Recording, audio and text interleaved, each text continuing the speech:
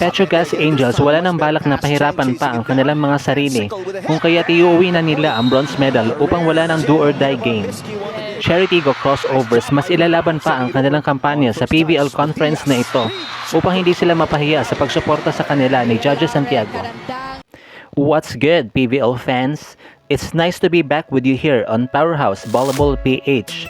Kindly do subscribe to my channel at pakihit na din ang notification bell para ma-notify ka sa aking mga bagong uploads. For our first game on a Super Sunday doubleheader, May 12, 2024, Game 2 of the bronze medal match, Red Hot Teams Petrogas Angels and Cherry Tigo crossovers will set the volleyball court on blazing fire. As expected, naging mainit-init talaga ang salpukan ng dalawang koponan na ito sa kanilang bardahan at pasik laban sa Game 1. Sa opening frame pa nga lang ay nagkaroon na kaagad ng deadlocks at nagpasabog talaga sina Aya Lauri and Mylene Paat kaya nakuha nila ang set 1. In set 2, ang tandem naman ni Brooke Van Sickle and Jonas Abete ang napasikat na binaon na malala ang crossovers upang maitabla nila ang laban. Sa mga sumunod naman na sets ay naggantihan at napalitan lamang sa pagkuha ang dalawang koponan na ito kaya umabot ng set number 5. Pero sa bandang dulo na naig pa din ang Petrogas against Cherry Tigo. 25-22, 12-25, 18-25, 29-27, and 12-15.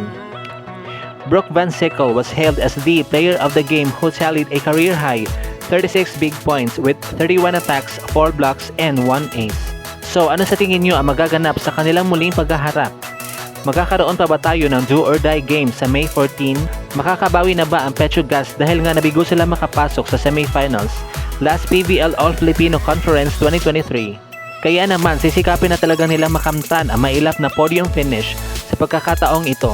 Or mas may matinding hugot itong Cherry Tigo sapagkat nakapasok na sila sa Final Four in the previous season pero hindi naman sila nakasungkit ng kahit anong medalya kaya puputuloy na nila ang sumpa ngayon.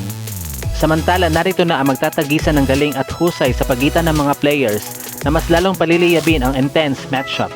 Sa pangunguna ni na Aya Laure versus Brooke Van Sickle, Abby Maranio versus MJ Phillips, Zach Carandang versus Remy Palma, and lastly, Mylene Paat versus Aiza Maizo Puntillas.